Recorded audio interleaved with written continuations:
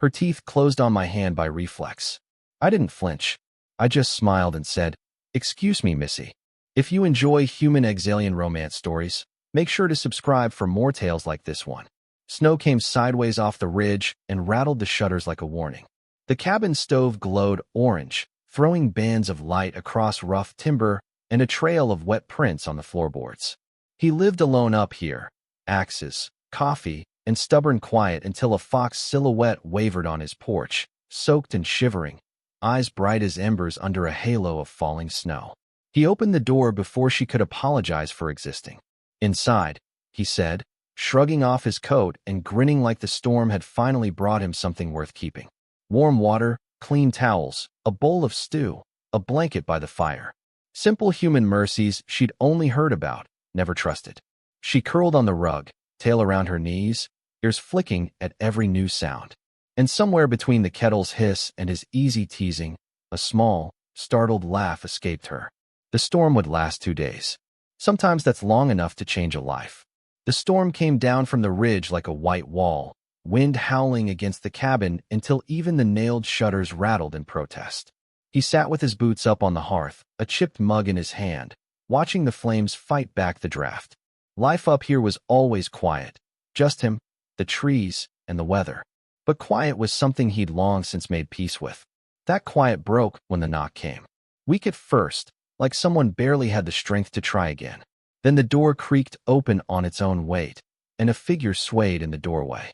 A woman, if the pointed ears and bushy rain-soaked tail counted her as such.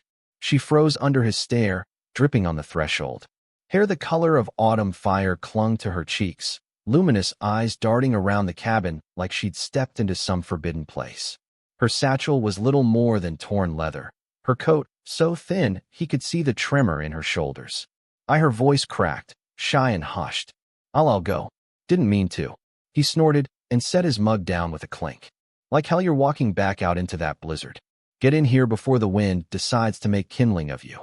She hesitated, ears twitching, tail dripping melt water on the floor. She looked as though the idea of crossing his threshold would cost her more than the storm. He stood broad, shouldered and casual in worn flannel, and stepped over to tug the door wider. "Come on. Cabin's not much, but it's warmer than the grave." Her eyes widened at his bluntness, but she obeyed slowly, timidly, slipping inside with steps so light she barely touched the floorboards. He shut the door behind her, barring out the roar of the storm. She kept her gaze lowered, hugging her satchel like a shield. "I shouldn't intrude. Relax." He crossed back to the stove, tossing another log into the flames. Sparks hissed and lit the room brighter. A roof's meant to be shared in weather like this. Sit by the fire before you freeze solid. Her ears angled forward as though the words shared surprised her.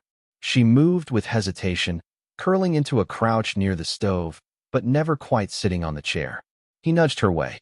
Instead, she folded on the rug itself, tail wrapped around her knees, eyes half hidden beneath her hair. "You look like a half-drowned fox," he teased, leaning against the counter with arms folded. "Can hunt much like that." Her head snapped up, startled, then dipped again, this time with a small sound that might have been the hint of a laugh. She pressed her tail tighter around her. He pretended not to notice the tiny victory, instead rummaging in the pantry. A can, a few potatoes, a strip of dried meat. Soon enough, a pot bubbled on the stove, steam rich and savory, filling the cabin. The Vulpine woman's nose twitched. She tried to look away, but her ears betrayed her, flicking forward at each new scent. "You hungry?" he asked without turning. "I know. I don't want liar." He set a steaming bowl in front of her on the floor, not the table. She glanced at him, ears flat. But when he stepped back, she picked it up with careful hands. Her first sip drew a quiet sound, almost like a purr from deep in her chest. She clamped her lips shut and lowered her gaze. Embarrassed, he smirked. "Thought so." The storm raged outside through the night. She dried by the fire, eventually dozing with her head pillowed on her arms, tail curled across her lap. He draped a blanket over her without a word, returned to his chair, and watched her chest rise and fall in even breaths. Morning was no calmer. Snow piled high against the windows. Wind still screaming. He made coffee. She wrinkled her nose at the bitter scent, but drank when he offered her a cup anyway, coughing softly after the first sip. You'll learn. He teased. Puts hair on your chest. Her ears tilted, confused. Then she actually giggled behind her hand. Later, he set out towels and an old shirt outside the bathroom door. Shower is yours if you want it. Hot water's temperamental, but it works. There was silence, then a soft, uncertain voice. You mean I can't? That's the idea. When she emerged, steam following her, she clutched his oversized shirt around herself. Her damp hair spilled in fiery strands over her shoulders, ears twitching as though unused to freedom. She caught him watching and ducked her head, cheeks colored. He waved her toward the fire. Better than smelling like wet leaves, huh? Her lips parted in protest, then curved into the smallest, surest smile. She sat again on the rug, tail fluffier now, curling near the warmth. By the second night, she no longer startled every time he moved. He showed her how to split kindling, how to hang wet socks near the stove. She listened carefully, repeating his motions with quiet focus. At one point, she nicked her finger with the knife, and he caught her hand, wrapping it in cloth before she could even flinch. She stared at his work, ears tipped red, tail flicking in confusion at his easy touch. You humans, she whispered, voice caught between awe and doubt. Always helping without reason, he shrugged. Reason's simple. You're here. That's enough. She made a small noise, pressing her lips together. When he pulled back, she cradled the bandaged finger close as though it was something more important than it was. That night, her laugh came easier when he told her about the time a bear chased him off his own fishing line. She tried to stifle it, ears flattening in embarrassment, but he only grinned wider. On the morning of the third day, the storm finally broke. Sunlight caught the snow drifts dazzling through the glass. She packed her satchel quietly, moving with that same reluctant grace as when she first entered. He leaned against the counter, watching without comment, a hollow pang in his chest at the thought of silence. Reclaiming the cabin, she lingered at the door, tail lowered, ears tilted back. Thank you for everything. Anytime, he said simply, hiding the weight behind casual tone. Her hand rested on the door handle. Unmoving. Seconds stretched.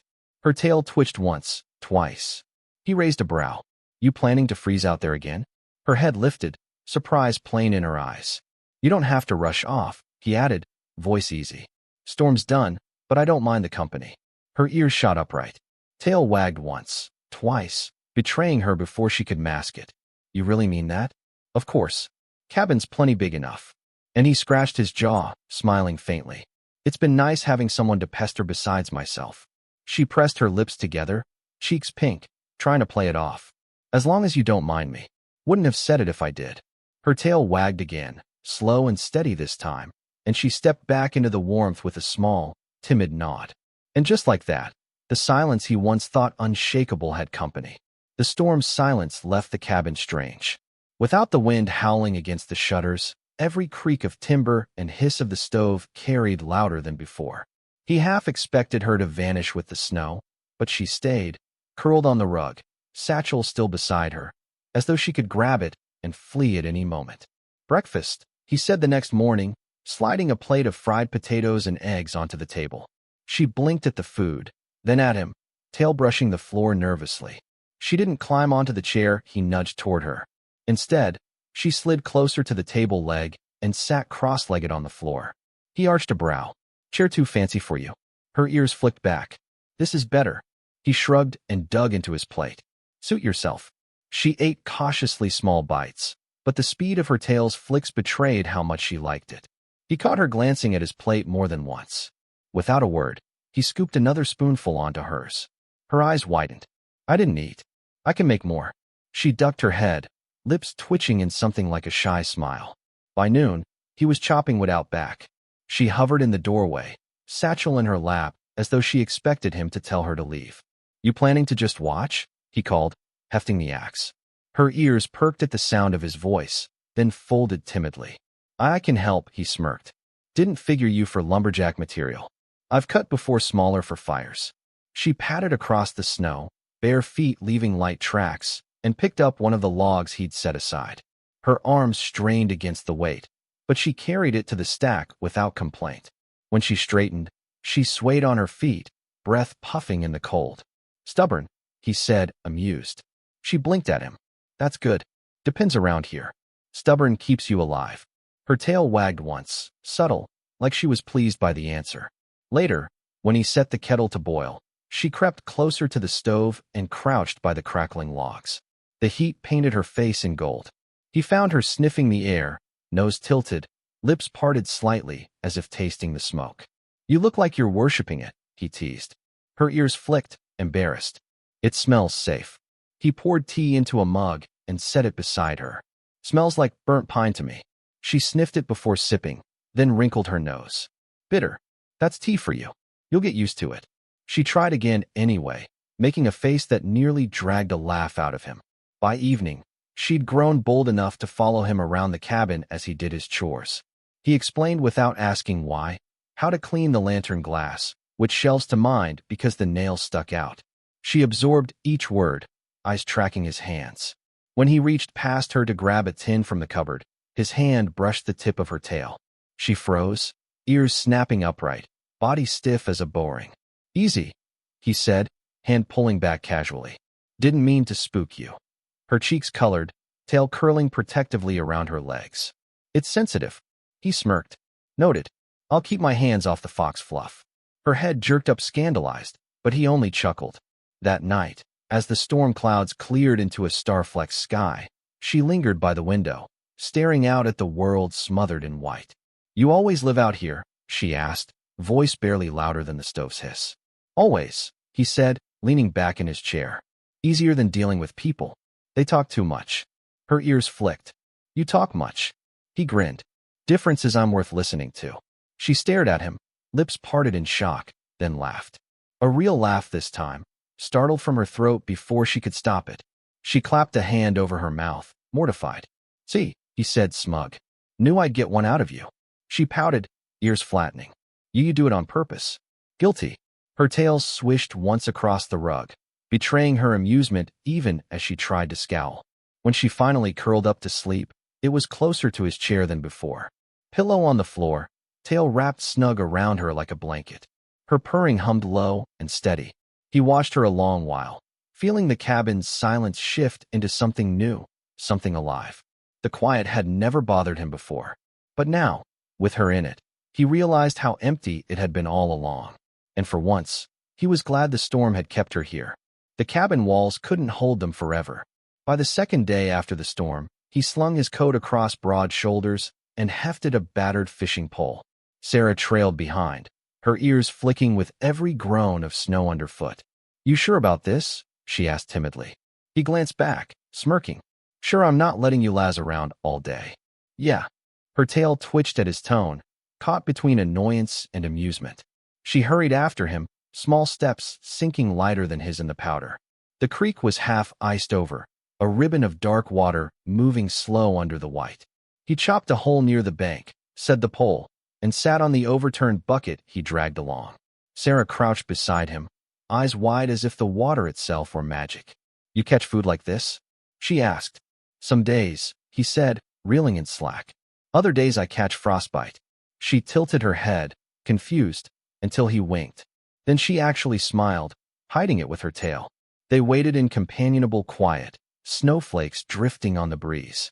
"Tell me something," he said after a while. "What's your people's idea of a good story?" She blinked. "A story?" "Yeah. Humans like to pass the time talking about bears the size of barns or rivers that carried whole villages. Tall tales. You got any fox-sized ones?" Sarah looked down at the water, ears twitching. Slowly she began. "We tell of the ember hare, a creature of fire red as coals that leach from flame to flame. If you catch it, your hearth never dies. But if it catches you, it burns your shadow away." He raised his brows. "Not bad. Sounds like something I'd chase after 3 cups of whiskey." Her lips quirked. "Would you win against a fire rabbit?" "Absolutely." He leaned closer, stage whispering. "Don't tell anyone, but I've already scared off 1 or 2 in my day." Sir snorted, an undignified, startled laugh that she clamped down on instantly. He grinned victorious. Moments later, the lion tugged. He hauled up a wriggling trout, water spraying. Sarah jumped back, tail puffing, then crept closer with fascinated eyes. "You'll eat like a queen tonight," he teased. She blinked. "Queens don't fish." "Guess that makes you luckier than a queen." Back at the cabin, the fish sizzled in a pan. Sarah sat near the stove, watching him turn it with practiced ease. Her tail swayed in rhythm with the scent. "You're staring," he said, pretending not to look up. "It smells." She trailed off, nose twitching, strange like smoke and salt, and her cheeks colored. "And you?" He paused, half smile forming. "Me?" Her ears flattened in embarrassment. "You smell different. Humans do. It clings to your clothes, your skin, like iron and pine needles, and something warm." "Warm, huh?" He set the pan down with a chuckle. "Guess I'll take that as a compliment." She hugged her knees, looking away. "I didn't mean." "Relax. You've got sharper senses than me. I'd be shocked if you didn't notice." Her tail flicked, betraying relief. "Any other odd things I smell like?" he asked, leaning back. Her nose wrinkled as she considered. "Sometimes you smell like rain before it falls." "But I don't know how," he laughed. "Guess I'm just built that way." She tilted her head, studying him with those luminous eyes, as if she were trying to map him by scent alone. For the first time, she looked less timid and more curious, like a fox on the edge of trust. Later that night, when he leaned back in his chair with a battered book, he caught her on the rug again, tail flicking lightly as she hummed under her breath. It wasn't a song he recognized. Low, winding, almost like a purse stretched into melody. "What's that one?" he asked.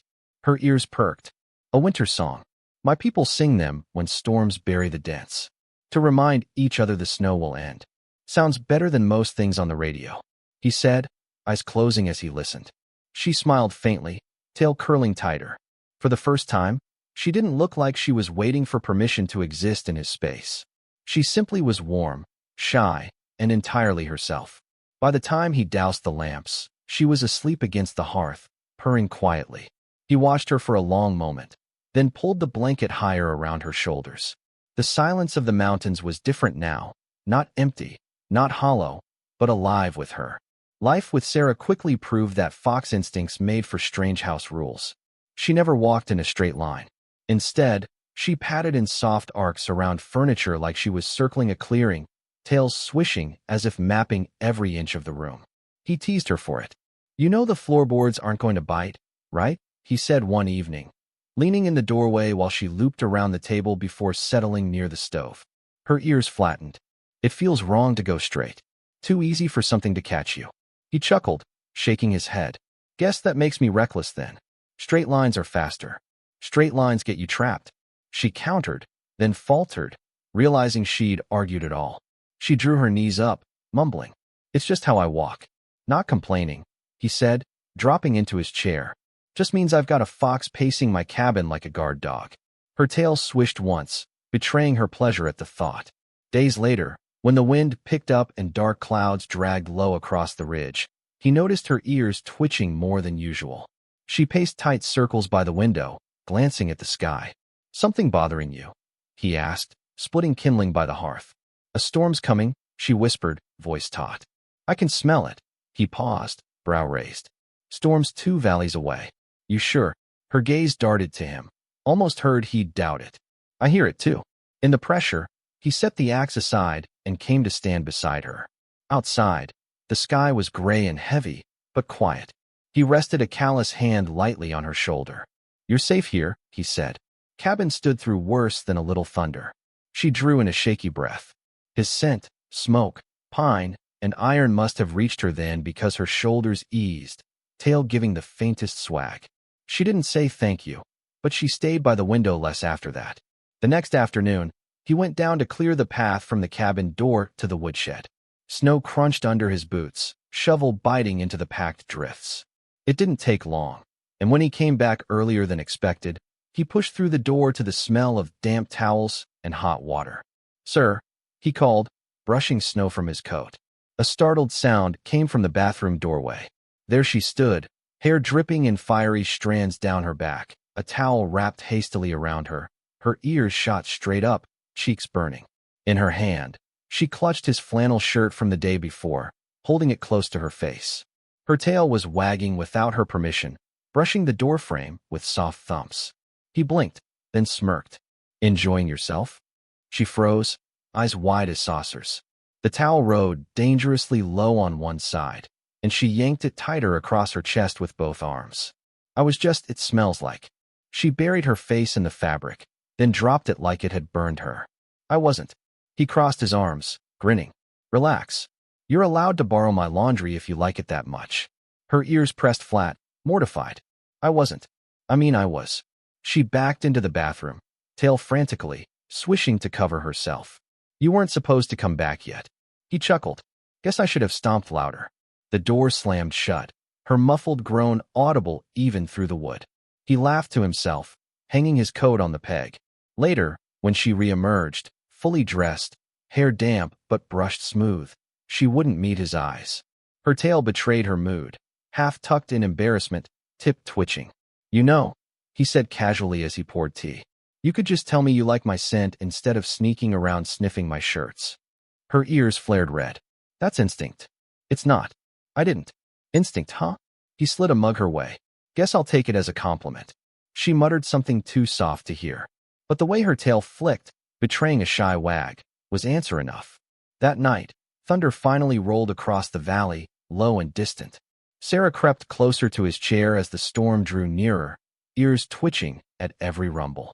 She didn't ask, but when lightning flashed, she flinched closer. Still, purring softly as if trying to smother her own nerves. He set his book aside and rested a hand against her head between her ears. Told you, cabin solid. Nothing out there's going to get you. Her eyes closed, tail thumping once against the rug. The purr deepened, steady and strong. For the first time since she'd stumbled onto his porch, she looked like she belonged here. Not just waiting for permission, but truly at ease, and he had to admit he didn't mind the company one bit. The days had fallen into rhythm. Sarah padded through the cabin and saw Tharks, tails sweeping behind her, ears flicking at every creak of wood. He teased her endlessly for the way she circled before sitting, or how she sniffed every pot of stew like a judge at a contest. She'd cover her face in embarrassment, but her tail betrayed her, always wagging when she thought he wasn't looking. It was one of those ordinary evenings, nothing special. He was at the sink, sleeves rolled up, washing the day's dishes. The lamp above cast golden light across his arms, highlighting muscles earned from years of swinging axes and hauling wood. Sarah lingered nearby, fussing with her satchel, pretending she wasn't watching him. She always ended up drifting closer when he worked, as if his motions were magnetic. Her tail flicked lazily across the floor behind her. He reached for a mug on the counter. The movement carried his hand right past the plume of her tail. His knuckles brushed the soft fur without thought. The reaction was instant. Her body stiffened. Instinct snapped through her faster than reason. Before she even realized what she was doing, her teeth had closed gently around his hand. Not hard, not cruel, just a reflex sharp enough to be felt, soft enough to stop short of harm. The mug clinked against the sink. He looked down, utterly calm, his rugged hand still in her mouth. Her luminous eyes met his, wide, startled, locked on him like she'd been caught stealing. For a heartbeat, either of them moved. The only sound was the steady drip of water from the faucet. Then he tilted his head, mouth curving into that teasing grin. Excuse me, Missy. Her ears shot straight up, her eyes went wider. She released him instantly, hands flying to her face, tail thrashing behind her. I didn't. Oh gods, I didn't mean I'm sorry. It was instinct. I swear I wasn't. Her words tumbled out in a flood, high-pitched and panicked, muffled by her palms. She curled her shoulders as though she could vanish into the floorboards. He chuckled low and amused, drying his hand on a rag like nothing happened. Instinct, huh? She peeked at him between her fingers, mortified. Yes, it's how it just happens. Please don't. He stepped closer. She froze, back pressed against the counter, tail quivering like a trapped flame. Gently, deliberately, he took one of her hands away from her face. His thumb brushed across her knuckles. Then, without warning, he leaned down and pressed his teeth lightly into her hand, just enough for her to feel the shape of them, the warmth of his breath. There, he murmured against her skin. Now we're even. Her entire body jolted. A sound escaped her chest, half gasp, half purr, that she tried desperately to choke back. Her tail lashed wildly, knocking against the cupboard. He'd flared in her cheeks, down her throat, into every trembling line of her body. She yanked her hand back, clutching it against her chest, staring at him as though he'd just rewritten every law of her world. Why you? Her voice broke, tail wagging so fast the air stirred. He turned back to the sink as though nothing earth-shaking had happened. Don't look at me like that. You're the one who started it. Her pred deepened louder now, spilling from her despite her attempts to press her hands over her mouth. The sound filled the cabin like a storm trapped inside her chest. He glanced over his shoulder, eyebrow arched. You okay over there? She buried her face in her tail, muffled words spilling out. I can't stop. He laughed softly, scrubbing the mug clean. What? Purring could have fooled me. Sounds like you're enjoying yourself. Her ears burned crimson. She shook her head frantically, but the harder she tried to quiet herself, the stronger the purring grew, throbbing through her ribs, vibrating in the air between them. Her tail wagged in frantic, joyful arcs, no longer under her control. When he set the mug aside and leaned against the counter, arms folded, his gaze was steady, amused, yes, but gentler than his teasing words. You're not broken, you know, he said. Instincts don't scare me, especially not yours. Her breath caught, hands clutched in her lap. She peeked up at him, ears trembling, eyes shimmering in the lamplight. She wanted to speak, to explain, to confess that what he'd just done meant more than he could know. But words failed her. All she could do was sit there, purring uncontrollably, tail wagging like it might lift her off the floor. And for once, he didn't push. He just let her sit in it. Let her instincts crash and burn and glow inside her while he dried the last mug, humming some low human tune as if everything was normal. But nothing was normal anymore. Not for her. Not after that bite. The storm rolled in heavy, thicker than the last one. Lightning split the sky, rattling the shutters like a fist on the cabin walls. He barely looked up from the book in his lap. Storms were just weather to him, something to wait out with coffee and patience. But Sarah wasn't at ease. She sat on the floor by the couch, knees hugged tight, tail curled protectively around her legs. Every rumble sent her ears twitching and her eyes darting toward the window. When thunder cracked close overhead, she flinched so sharply the tip of her tail hit the table leg with a thump. He watched her for a moment, closing his book. You all right down there? She nodded too quickly, voice tight. It's fine. Storms unsettle me. Her words didn't match her body. The way her claws dug lightly into the rug. The way her shoulders tensed like she was ready to spring at every noise. She kept her eyes down, ashamed of her own fear. With a sigh, he set the book aside and swung his legs off the couch. Move over. Her ears flicked up. What? Move? He repeated, standing and circling around. She shuffled sideways on the rug, confused, until he lowered himself down beside her back to the couch. The thunder cracked again. She flinched, pressing her face into her tail. He leaned back, stretching his legs out, and gave her a sidelong glance. You really are wound tight, huh? She didn't answer, just curled tighter. Tail wrapped over her like a shield. He let the silence sit a moment, then slowly reached out. His hand came to rest between her shoulder blades, warm and steady. She went stiff immediately, ears flat, breath caught in her throat. Easy, he murmured. It's just me. His hand stroked gently down her back over the line of her shoulders. Careful and slow, she trembled under his touch at first, frozen, as if she didn't know how to handle it. Then, slowly, like snow melting, her body eased. Her head lowered, her tail loosened, and a sound rumbled out of her chest. A deep resonant purr. It filled the space between them, vibrating against his palm. She tried to stifle it, biting her lip, but it broke free anyway, rolling out of her with every breath. He smiled faintly. He could have teased her, would have any other time, but not now. Not with her pressed so small against the couch, eyes closed tight, tail trembling with each thunderclap. Instead, he just kept his hand moving, slow circles between her shoulder blades, brushing over the bases of her ears, trailing down to the middle of her back. Each pass made her purr louder, steadier until it drowned out even the storm's voice. She edged closer without thinking, curling against his side. The heat of her body seeped through his shirt, the thrum of her purse shaking into him as much as it did her. He adjusted, resting his arm more comfortably around her, pulling her against him just enough to let her know she was safe. For the first time since the thunder began, her breathing steadied. Her ears, which had been pinned back so tight, lifted slightly, twitching at each crack of thunder, but no longer folding in panic. He looked down at her at the way her cheek pressed into his shoulder, tail sprawled loosely across the rug. Her purring vibrated right through his chest now, and he thought, not for the first time, that he'd grown used to solitude, but it had never warmed him like this. Lightning flashed, thunder followed. But Sarah didn't flinch this time. She just pressed closer, purring like the storm itself had been tamed. He let his hand linger, not teasing, not breaking the moment, just steady, grounding, safe. By the time the thunder rolled into the distance, she was asleep against him, hers softening into quiet breaths. He leaned his head back against the couch, eyes closing. The cabin was no longer silent, no longer empty. It was alive with her warmth, her sound, her presence. And he wasn't about to let that go. Morning broke gray and damp, the last of the storm dripping from the eaves. The cabin smelled of woodsome smoke, trout from last night, and something softer. Sarah's presence woven into the space like she'd always been there. He woke with a creak in his neck, slouched awkwardly against the couch. What surprised him wasn't the ache in his shoulders.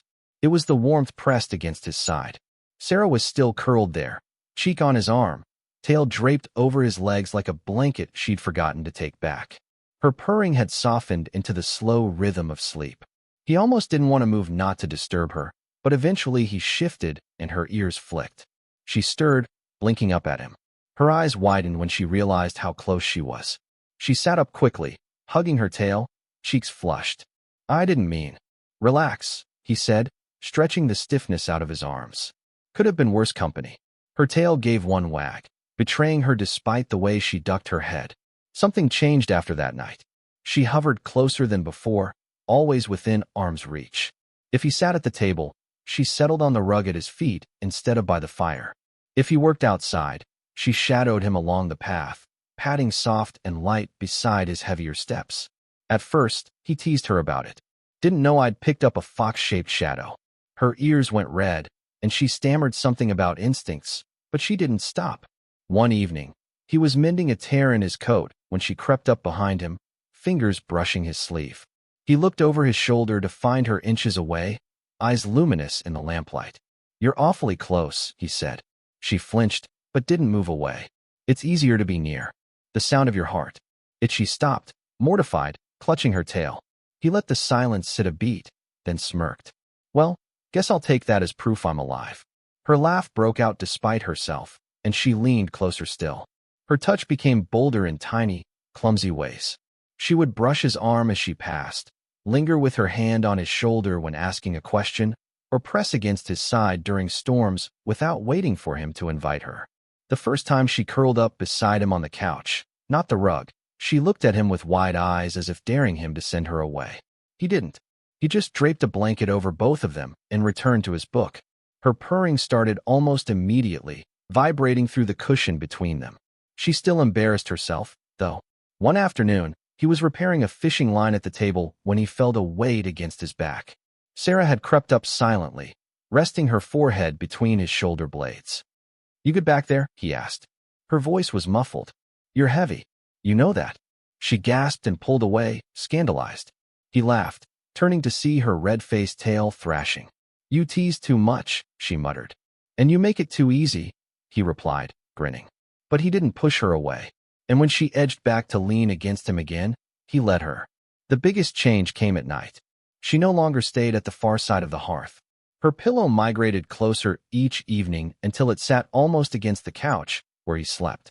Eventually, she abandoned the pillow entirely, curling near his boots, tail brushing against the leg of the couch as she purred herself to sleep. He pretended not to notice, but the smile tugging at his lips gave him away.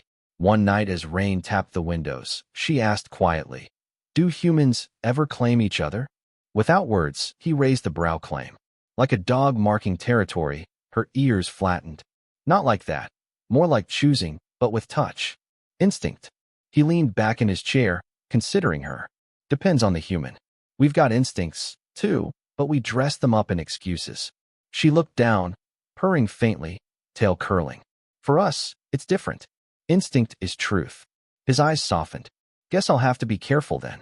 Her cheeks colored, but her tail wagged despite her attempt to look unaffected. By then, it was obvious she wasn't just staying out of convenience.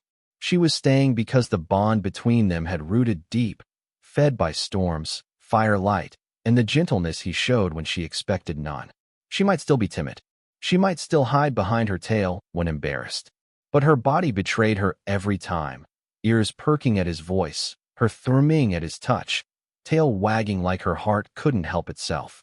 And he, rugged and teasing as ever, let her, encouraged her, made space for her instincts until the cabin felt less like solitude and more like home. The day began with Sarah unusually bold. She lingered too close when he chopped wood, brushing her shoulder against his arm as she passed, her tail swaying almost deliberately across his leg. When he raised a brow, she met his gaze for once instead of ducking away. Her lips curved small but mischievous before she skewered off with her prize of kindling. "Getting cheeky, are we?" he muttered, amused. By the time evening fell, her touches had multiplied, resting her hand a heartbeat too long on his shoulder when passing him a cup, leaning against the back of his chair with her cheek, almost brushing his hair, even stealing one of his shirts to wear before curling onto the couch. "You planning to smother me with attention?" he teased as he settled beside her, book in hand. Her ears flicked, finding innocence. "You don't mind?" He smirked. "Who said I didn't?" Her tail wagged in triumph. The fire burned low, throwing long shadows across the cabin walls. He sat with his book, one arm draped casually along the back of the couch. Beside him, Sarah was curled close, head resting near his shoulder, her purr, a steady hum that seemed to seep into his ribs. His hand moved lazily over her back and shoulders, stroking in absent patterns as he read. Her tail swayed as it always did when she was content, a slow rhythm like grass stirred by wind. It brushed against the cushion, then against his thigh, flicking idly. He barely noticed at first until the tip grazed his hand holding the book. Sarah froze. So did he. The moment stretched, delicate as glass. Her body tensed. Her purring stumbled into silence, ears standing high with alarm. But she didn't move the tail away. He closed his book carefully, set it aside, and turned his hand palm up. Slowly, so slowly, he let his fingers slip along the plume of her tail. The fur was unbelievably soft, dense, and silky. He stroked once gently, then paused. Sarah shivered from head to toe. Her breath hitched, then spilled out shaky as though the air had been punched from her lungs. Her purr came back in a rush, louder than before, spilling uncontrollably into the room. His lips curved faintly. "That's sensitive, huh?" She buried her face against his arm, muffling a whimper. But her tail didn't retreat. It pressed into his hand.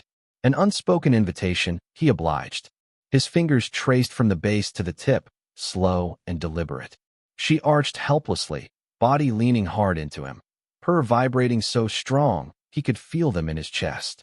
Her ears trembled, twitching back against her hair. He stroked again, firmer this time.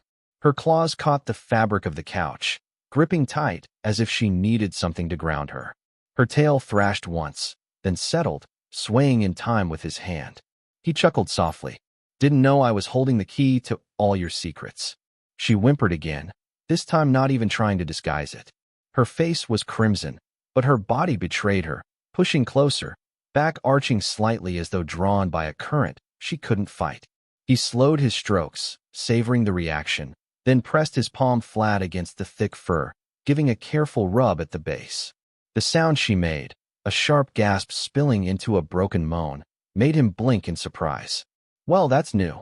His voice was low, half teasing, half stunned. Her teeth suddenly closed around his other hand, the one resting idly in his lap. Not timid this time, not accidental. A deliberate claiming bite. "This again?" he asked, laughter in his tone. Her answer was the roar of her purring, body trembling as if every nerve was alight. On impulse, he leaned down and pressed his teeth lightly to her shoulder, playful, meant to mirror her. The effect was explosive. A raw, startled sound burst from her, half gasp, half moan, and her entire body arched against him. Her hand flew to cover her face, but her purring only grew louder, vibrating out of control. She pressed closer, tail wrapping around his arm now, holding him there like she never wanted him to let go. He stared wide-eyed, taken aback by the force of her reaction. "Sir." She shook her head, eyes squeezed shut, trembling as instinct dragged her forward. Every brush of his hand over her tail drew another whimper, another desperate sound. Her body shifted against his, seeking friction, unable to stop herself. He steadied her, arms wrapping around her shoulders. "Easy," he murmured, voice rough but gentle. "I've got you." Her purr was wild, frantic, her body alive under his touch. She clung to him, instincts overwhelming her timid walls, grinding against him without thought, lost to the surge of sensation. He swallowed hard, half laughing, half in awe. "Guess there's no going back now, huh?" Her answer was wordless, a moan muffled into his chest, her body saying what her voice could not. And for once, he didn't tease. He just held her, hand stroking her tail in slow, steady passes, letting her instincts consume the silence. The cabin had seen storms, winters, silence, and solitude. But tonight, it bore witness to something else entirely. The storm outside had ended hours ago, but in here, one had just begun. The fire had burned to embers. Only the soft glow of coals lit the cabin, painting everything in shades of red. Sarah was still curled against him, her breasts ragged, her purring uneven like she couldn't quite calm it. Her face was buried in his chest, hands gripping his shirt like it anchored her to earth. Every so often, her tail twitched, brushing against his side, trembling with the aftershocks of instincts she couldn't contain. He held her steady, one hand stroking her back in slow, grounding circles. The earlier surprise had faded into quiet acceptance. He wasn't sure what he'd expected from living with a foxwoman, but it hadn't been this. Her instincts crashing through timid walls, her body clinging to him as though he were the only safe place in the world. When her breathing finally steadied, she shifted slightly, tilting her head up. Her ears drooped low, face crimson even in the dim light. "I'm sorry," she whispered. He chuckled softly, brushing a strand of fiery hair from her cheek. "Sorry for what? For all of that? For not controlling it?" His smile was crooked warm. "Sarah, if I didn't want it, I'd have stopped you. You think I scare easy?" Her lips parted, eyes wide. "You mean you don't mind?" He shook his head. "Mind? Not in the least. If anything," he smirked, leaning closer just enough to brush his forehead to hers. "I kind of enjoyed seeing that." Her ears twitched, tail thumping once against the couch before curling around them both like a blanket. She buried her face against him again, purring louder, unable to hide it anymore. They stayed like that for a long time, her curled into his chest, his arms wrapped around her, the fire dimming into quiet warmth. At last, he murmured, "Guess this place isn't just my cabin anymore." Her purr faltered, replaced by a soft intake of breath. She looked up at him, luminous eyes wide, as though the words were a gift she'd never dared hope for. "Arden," she whispered, voice trembling but sure. He smiled, leaning his head back against the couch. "Yeah, Arden." Later, when the coals had gone dark, they lay together under a single blanket on the couch. The storm had passed, but neither of them cared. The silence was alive now, no longer the lonely kind. Sarah's tail curled tight around his leg, her hand resting lightly on his chest, her purse steady as a heartbeat. For the first time in years, he didn't feel like a man alone in the mountains. He felt like part of something bigger, wilder, something alive. And as her breathing slowed into sleep, he realized he wouldn't trade that for anything. The mountains could keep their storms. He had his own warmth now. Thanks for listening. Let me know where you're watching from in the comments. I'd love to hear. And if you've made it this far, tell me, would you have bit her back?